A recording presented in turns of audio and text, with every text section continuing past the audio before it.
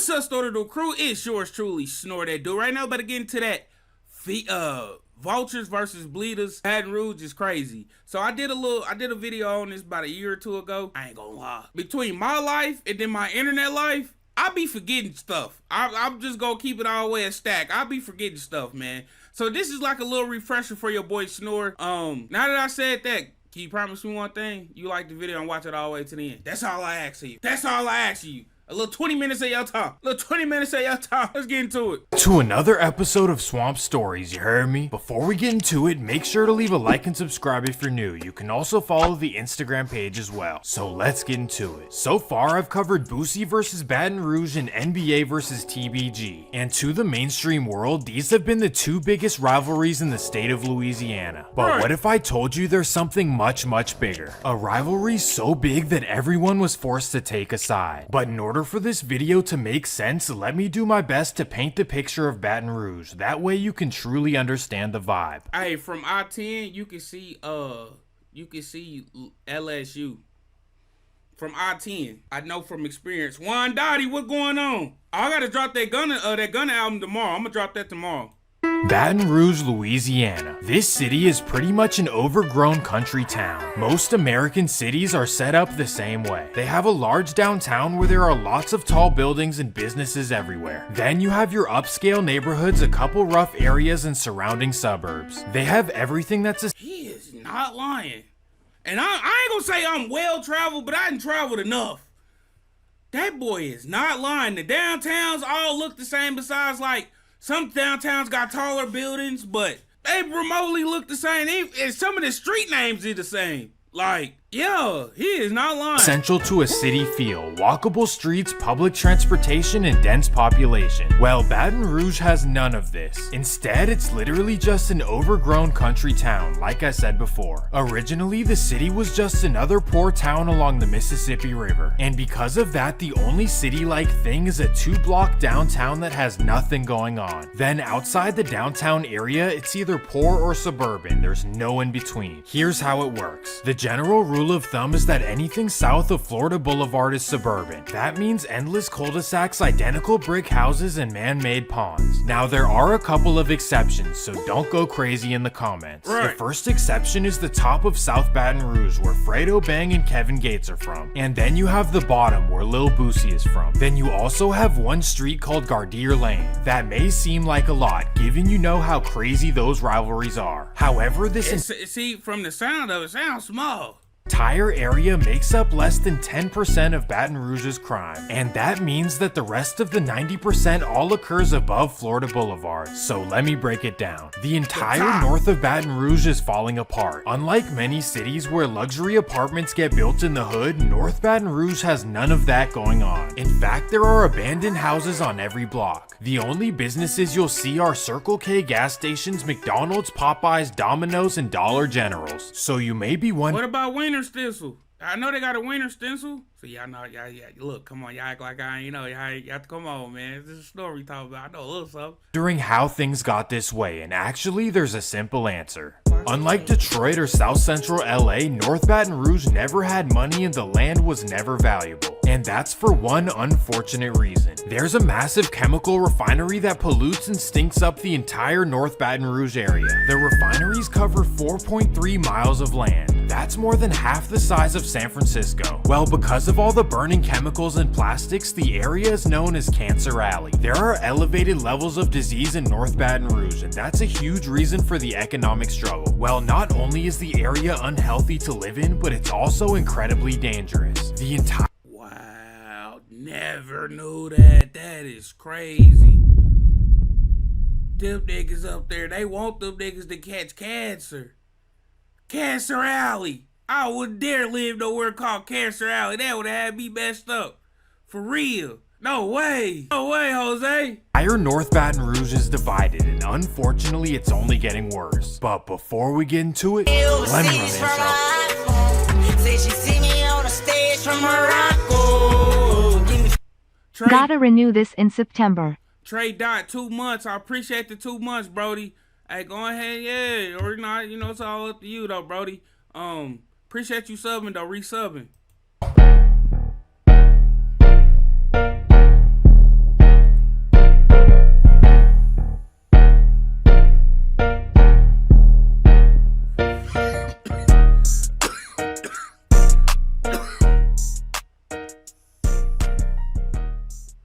North Baton Rouge is a wild environment. Many of the residents grow up in circumstances that are hard to fathom for people from more upscale cities. Sure, yes, everywhere has their hoods, like we discovered in the San Diego video. But this is just a completely different level. The people here will look at the worst parts of California and think, wow, that looks amazing. But it's not only the poverty, it's all— No, back when I went to LA, I'm like, I don't even know if I'm in the hood or not. I don't know if I'm in the hood or not.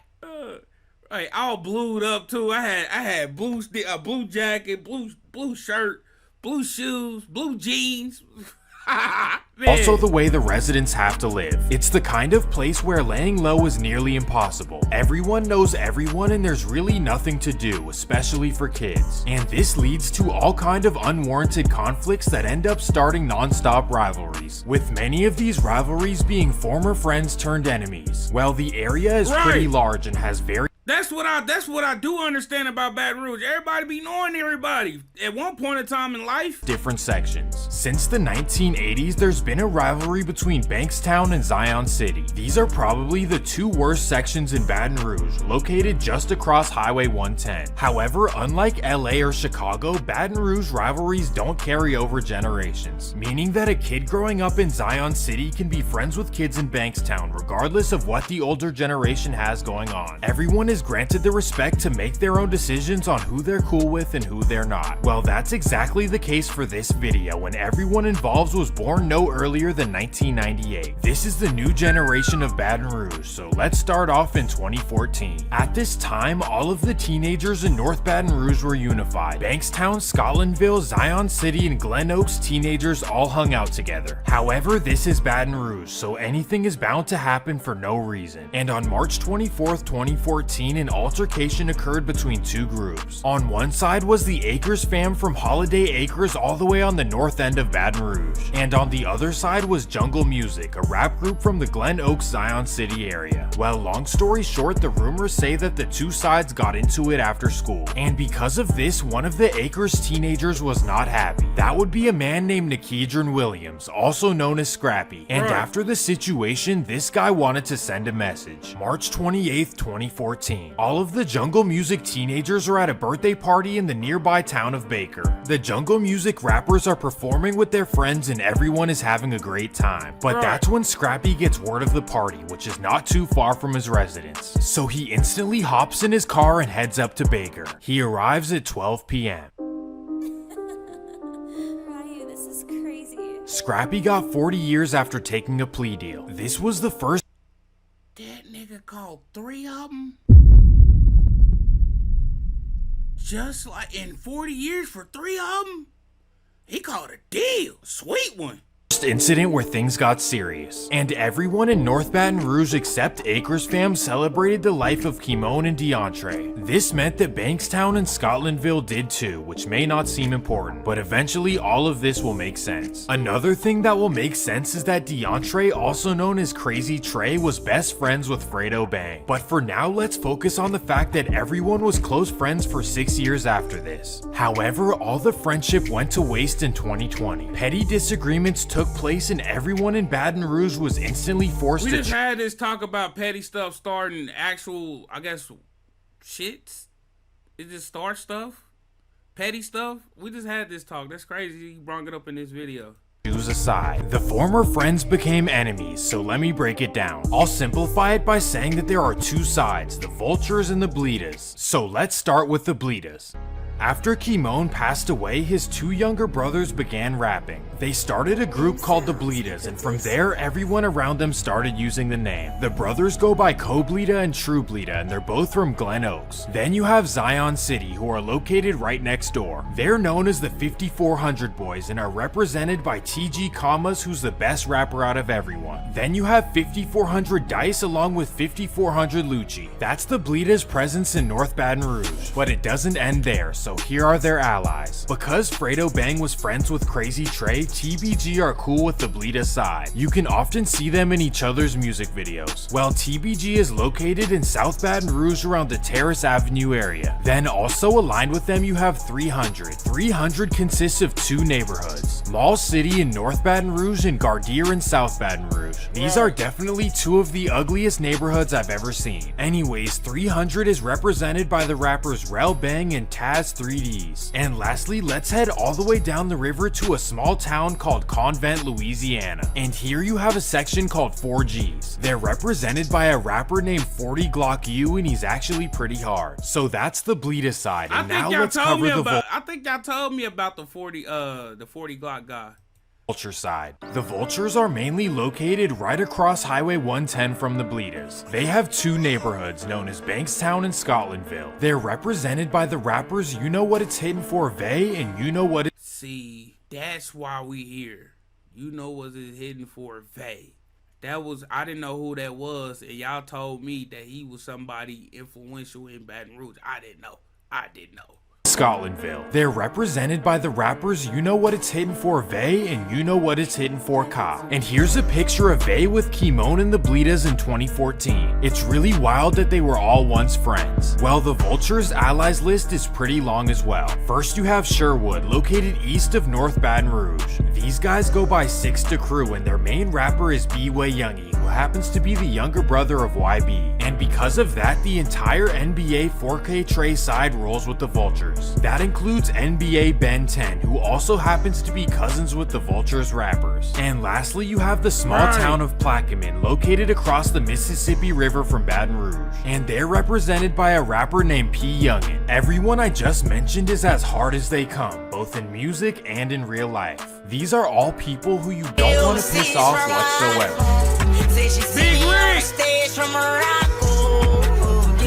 Big Rick, I appreciate the sub, Brody. Much love.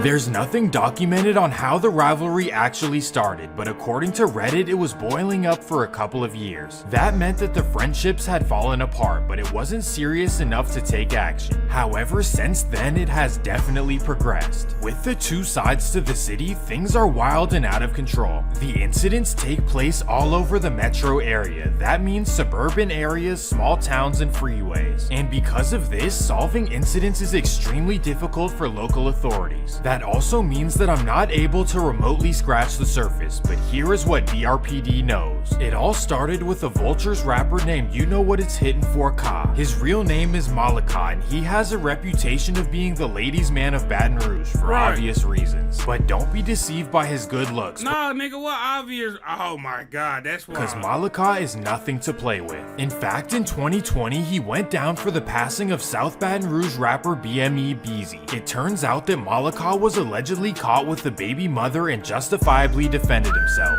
To this day, they don't know whether he was set up by her or if the man was upset of him being with his girl, but all of that is just speculation. Either way, after weeks of investigating, his charges were all dropped. But unfortunately, the same situation would possibly repeat itself once again. October 25th, 2021, 11 a.m. Malika is at the Holiday Inn Motel in Mid-City. What he's doing there, we can all make an assumption. Well, this is a nicer part of town where you can kind of lay low and take a deep breath. So after a long night, he checks out of the hotel and heads to his car. But that's when a man approaches. Bang!